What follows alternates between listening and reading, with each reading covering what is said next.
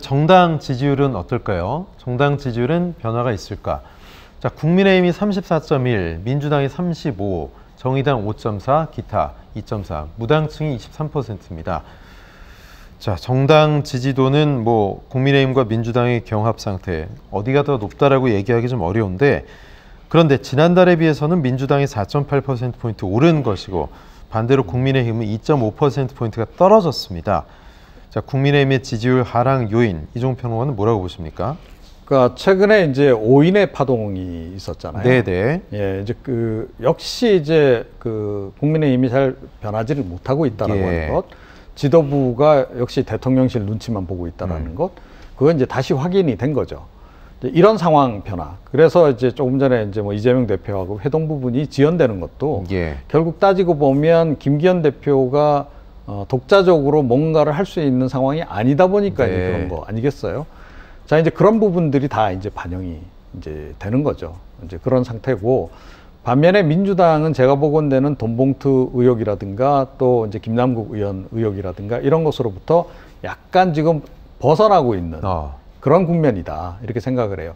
그 이슈 자체가 이제 뭐 덜 중요하다는 게 아니고 굉장히 중요한 이슈임에도 불구하고 그 이슈가 뭐 아무리 악재라 하더라도 그 효과가 끝까지 이렇게 오래 가지는 않습니다. 그동안에 우리가 경험을 했듯이 이제 그런 부분들이 좀 이제 반영이 돼 있고, 어찌됐건 이번에 뭐 혁신위원장 관련해 가지고 뭐 논란이 좀 있긴 했습니다만, 그래도 이제 뭐 이재명 대표가 비명계하고 약간 소통을 하려고 하는 이제 그런 이제 모습도 좀 보이고, 그런 부분들이 지금 이제 조금 지지층들 사이에서는 긍정적인 평가를 좀 받고 있는 그런 것들이 좀 반영된 거다, 이렇게 봐야 할 것 같습니다. 그렇군요. 최 교수님도 비슷한 생각이십니까? 지금 뭐 돈봉투 논란이나 코인 논란, 이런 대형 악재가 있음에도 오히려 뭔가 좀 결집하는 그런 모양새인데, 민주당 지지율 어떻게 보세요? 그러니까 일정 부분 저는 반사이익도 일정 부분 있다고 봐요. 그러니까 국민의힘이 사실은 대통령실에서 제대로 잘 못하면 국민의힘이 나서서 좀 따끔하게 얘기도 하고 국민의 의견을 반영한 발언도 해야 되거든요. 근데 그런 모습이 전혀 없어요, 지금. 그러니까 오인회 얘기도 하셨지만, 오인회나 이런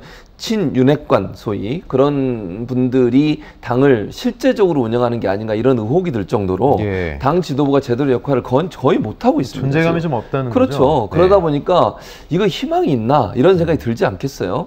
그런 부분이 저는 작동을 했고, 그래서 민주당이 사실 악재가 있음에도 불구하고, 악재 때문에, 그래서 저는 만약에 민주당이 이런 악재가 없었다면 더 많이 올랐을 거라고 생각해요, 지지율이. 근데 그 악재 때문에 이 정도 선에서 저는 멈췄다고 보여지거든요. 그래서 국민의힘의 어떤 반사이익을 민주당이 얻고 있는 것이고, 민주당이 그런 악재가 없었으면 지금보다 훨씬 더 높은 지지율이 나왔을 가능성이 있는데 결국 그걸 못한 부분이 좀 떨어뜨리게 하는 요소가 작용했다고 보여지고요. 최근에 어쨌든 이런 여러 가지 논란이 있음에도 불구하고 강하게 외교 참사에 대해서 의견을 내고, 그다음에 일본의 후쿠시마 원전 오염수 방류 문제에 좀 반대하고 있잖아요. 이런 부분들이 국민들에게 일정 부분 호응을 얻는 그런 어떤 결과가 아니겠나, 이렇게 생각을 합니다.